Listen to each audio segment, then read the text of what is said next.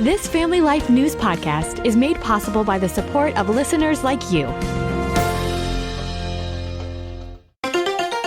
Next on the 5 o'clock report. Can women call themselves champions? Do they get to compete in their sport fairly? Iranians have suffered more casualties than America did after the 9/11 attack. Public service sometimes requires standing firm in the face of threats. Now, let's go to the newsroom. Tackling the transgender athlete dilemma. Good afternoon. Thank you very much for joining us. I'm Mark Webster. Few topics more divisive than the concept of transgenderism, particularly when it comes to women's sports. That contentious debate goes before the U.S. Supreme Court tomorrow as justices hear a pair of state-level cases where so-called transgender athletes were barred from girls' teams. West Virginia, one of those states, Republican State Attorney General J.B. McCuskey will argue their case tomorrow. He tells Fox News the ban's just common sense. We know that there are physical characteristics that men have that give them an unfair advantage on the playing field and can also make the playing field unsafe for girls who are just trying to enjoy the incredible benefits of competitive sports. Women's sports activist and former D1 swimmer Riley Gaines had to compete alongside trans swimmer Leah Thomas. Can women call themselves champions? Can women have access to private, intimate areas of undressing without having to worry about a male, a boy, a man, a predator watching them undress in that same space? Do they get to compete in their sport fairly and beyond? A final Supreme Court decision isn't expected for a few months. Our other big story this day, are the dominoes about to fall in Iran? Very early Tuesday morning already there, scene of massive protest in Tehran and elsewhere, thousands of Iranians taking to the streets demanding change. The hardline Islamic government has by most accounts already slain hundreds, if not thousands of protesters in trying to keep their grip on power. Exiled Iranian Crown Prince Reza Pahlavi tells CBN. In the last 48 hours, Iranians have suffered more casualties than America did after the 9/11 attack. President Trump's threatened U.S. intervention over that. We're looking at it very seriously. The military is looking at it, and we're looking at some very strong options. Washington's watching, so is Israel. Prime Minister Benjamin Netanyahu, through a translator. The people of Israel and the entire world are in awe of the tremendous heroism of the citizens of Iran. Israel supports their struggle for freedom and strongly condemns the mass massacres of innocent civilians. Lana Silks with the group Transform Iran. She tells CBN they're already planning for after the downfall of the Islamic regime. We're expecting an open Iran imminently, so that means aid, it means infrastructure, it means Bibles, it means pastors, and we need to make sure that we're ready to move in when the doors open. When or if those doors open remains to be seen. Trump versus Powell. It's been a frequent battle for a year now, the president often deriding the policies of Fed Chair Jerome Powell, who now faces a Justice Department probe. Powell remains defiant. Public service sometimes requires standing firm in the face of threats. Trump denies telling the DOJ to launch the Powell probe, which concerns renovations to Fed office buildings. As the U.S. works out its next steps concerning Venezuela, some people think Washington's also eyeing regime change in communist Cuba. Florida Republican Congresswoman Maria Elvira Salazar tells CBS. They have no water, they have no electricity, they have no food, they had nothing. If you think that Maduro is weak, Cuba is even weaker, and now they do not have one drop of oil coming from Venezuela, so that could be the beginning of the end. Cuba's leader says any attempt by the U.S. to take over that country will be met with bloody resistance. Anti-ICE protests continue in the U.S. Sounds from last night in Minneapolis. Homeland Security Secretary Kristi Noem tells Fox News. If they conduct violent activities against law enforcement, if they impede our operations, that's a crime. More federal immigration agents are arriving in Minnesota as tensions continue to grow over last week's ICE-involved shooting. A suspect in custody in connection with a fire at Mississippi's largest synagogue. Jackson Deputy Fire Chief Cleotha Sanders says it's believed the blaze was deliberately set. The city of Jackson is standing with this community, so attack against the synagogue is an attack against all of us. That same synagogue was bombed by the Ku Klux Klan in 1967. Business news next. Google's parent company, Alphabet, the newest member of the exclusive $4 trillion club. The company reached the $4 trillion market evaluation Monday when shares jumped about 1%. That came after Apple said Google's Gemini will power AI features in the next generation Siri. Matt Mattinson, the other $4 trillion companies are Apple, Microsoft, and NVIDIA, though newer numbers show Apple and Microsoft slipping back below that $4 trillion threshold. And speaking of tech, is screen time doing your toddler a lot of harm? A British study's out that says it's stunting young ones' language skills. Early childhood expert Felicity Gillespie tells BBC it's because video viewing is a one-way transaction, which doesn't help language skills develop. The trouble with a screen is it's a passive one-way transmission of information, which just leaves the baby or the toddler passively watching and observing. The study looked at kids ages 5 and under who were spending about 5 hours a day glued to screens. Still to come on the 5 o'clock report, a recap of our top local stories this day and highlights from this week's issues in education. I'm Kevin Williams, and here is your Family Life regional weather forecast for tonight. A couple of evening flurries in parts of New York. Otherwise, cloud cover breaking. It'll turn partly cloudy. Overnight, low temps, 20s and low 30s. Tomorrow, some sunshine in central and eastern Pennsylvania. Mostly cloudy elsewhere. High temps, lower 40s. The Wednesday's cloudy with rain showers and high temps in the 40s, but it turns much colder with rain turning to snow Wednesday night. Bitter cold follows on Thursday.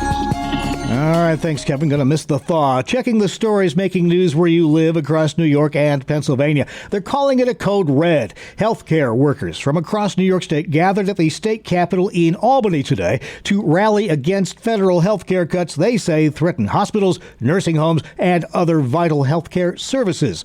Buffalo area union rep Shamika Burnett Matthews tells WKBW in Buffalo. Hundreds of workers heading out on buses. From the Western New York area, we've got people from Niagara Falls down to Salamanca, joining with our brothers and sisters across the entire Empire State. We want to make our voices heard, make our demands heard. State legislature Democratic leaders scheduled to speak at that rally. Big trouble for some hospitals in the Big Apple, too.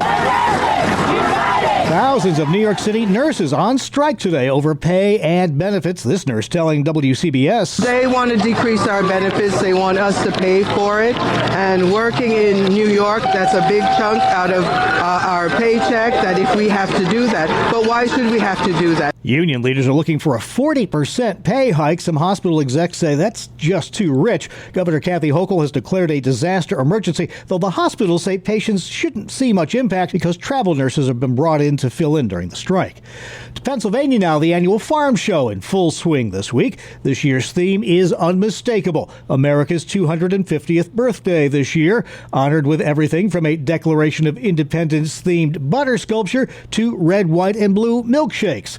PA Ag Secretary Shannon Powers tells WNEP. We're growing a nation, and what's a better symbol than the Liberty Bell? Chef Kurt Uhr with Central PA Chef Consultants says it's a foodie's paradise there. Not just demonstrations of honey being extracted, how you make maple syrup, but actual recipes that correspond to our America 250 recipe book. The farm show runs through Saturday. Parking will cost you $15, but admission to the show is free.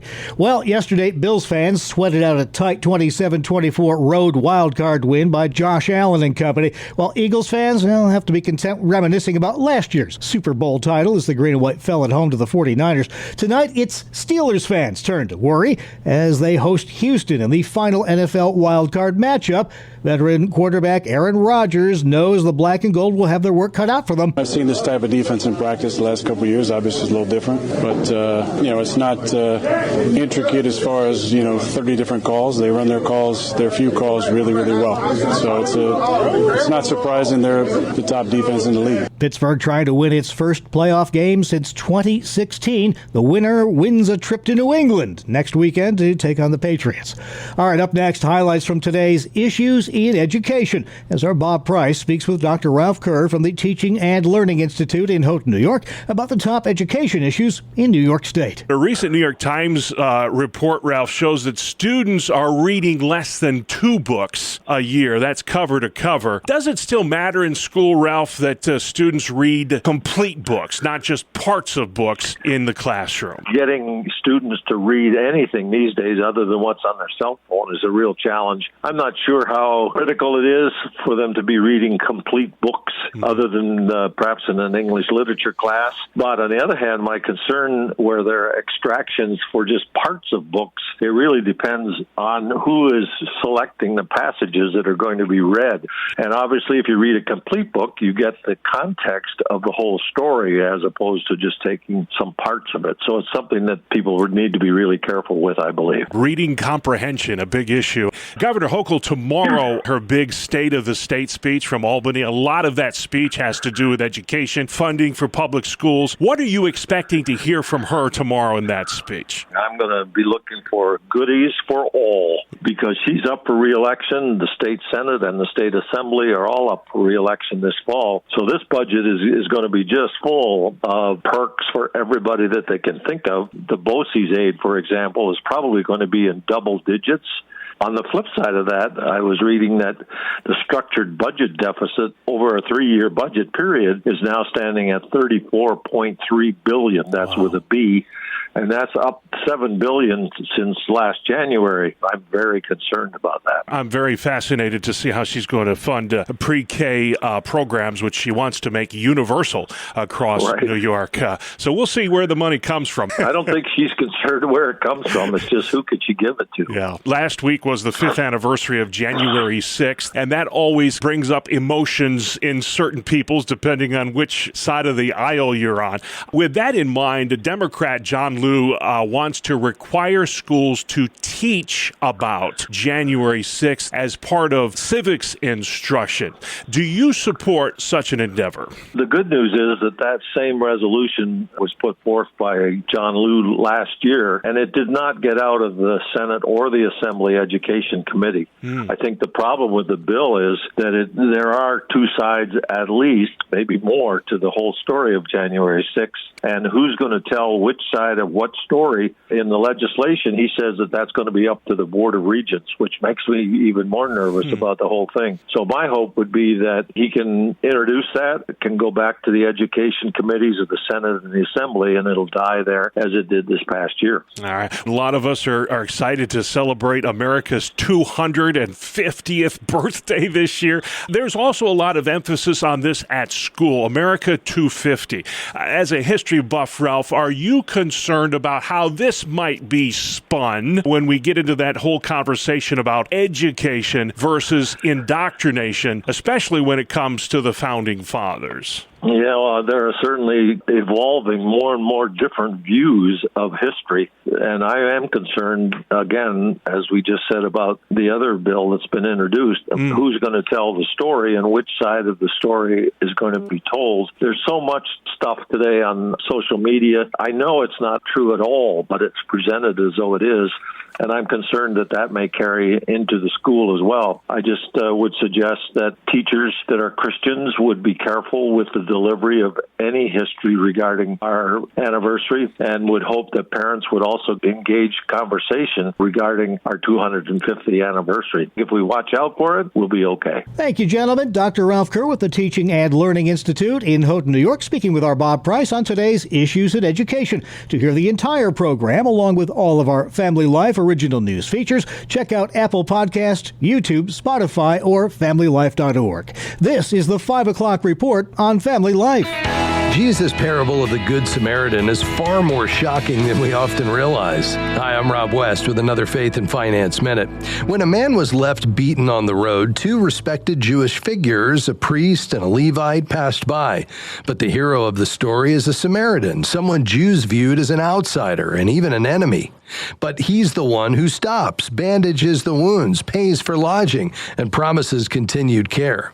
Jesus deliberately chooses a Samaritan to show that true generosity isn't limited by ethnicity, status, convenience, or comfort. It flows from a heart shaped by compassion. The Samaritan didn't help because he should. He helped because he saw and responded. In our finances, that's the picture we're called to imitate. Discover the best Christian financial articles, podcasts, and videos by visiting our website, faithfi.com, or by downloading FaithFi, Faith and Finance from your app store. Thank you, Rob. Still to come on the 5 o'clock report, a community's act of kindness helps a hardworking man keep on trucking. I'm Kevin Williams, and here is your Family Life regional weather forecast. After a chilly night tonight, a couple of tepid days are ahead. Temperatures will be peaking at or above 40 in many areas tomorrow and Wednesday, though Wednesday brings rain.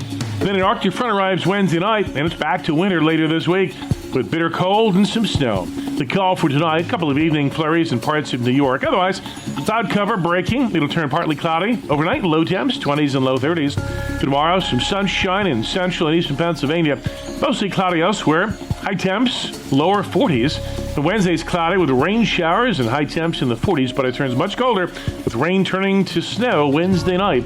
Bitter cold follows on Thursday. All right, thank you, Kevin. Finally at 5, you've likely seen an old truck like Mo Ryle's dinged up, worn out green Chevy. One of those beaters that makes you wonder how it still runs at all. Seems just about everyone in South Bend, Indiana had seen Mo's dangerously dilapidated ride. It was a barely running joke, and apparently they'd laughed enough, especially when they found out that Mo was recovering from serious health issues. That's when local auto detailer Colin Crowell started a GoFundMe to help Mo out. The response was enough to surprise him with a much newer, less scary-looking pickup, which really picked up Mo's spirits. God bless me. My neighbor showed it to me. I thought it was like an early April Fool's thing. To me, it's like trying to fly the space shuttle. Well, as is often the case, the giver was at least as blessed as the receiver. I just felt compelled to help out, and it's, I guess, in my nature to want to just see people happy. Now that we have him in a safe vehicle, he can get to all of his appointments. I've got to do a lot of amazing things, and I think this is the top. This is the top moment. As for Mo's old truck, well, it may or may not be the end of the road. I don't know what they're going to do with it. It runs. As kindness apparently does also run deep in South Bend, a community helping one of its own do a little bit Mo. And that's the world we live in for Monday, January 12th, 2026. Thanks again for joining us. I'm Mark Webster, Family Life News. Thank you for listening to this Family Life News podcast. If you've been encouraged by what you've heard, please share it with others and click the subscribe button to automatically receive future episodes. Family Life is a listener-supported ministry. Podcasts like this are made possible by your financial partnership. Find out more at familylife.org.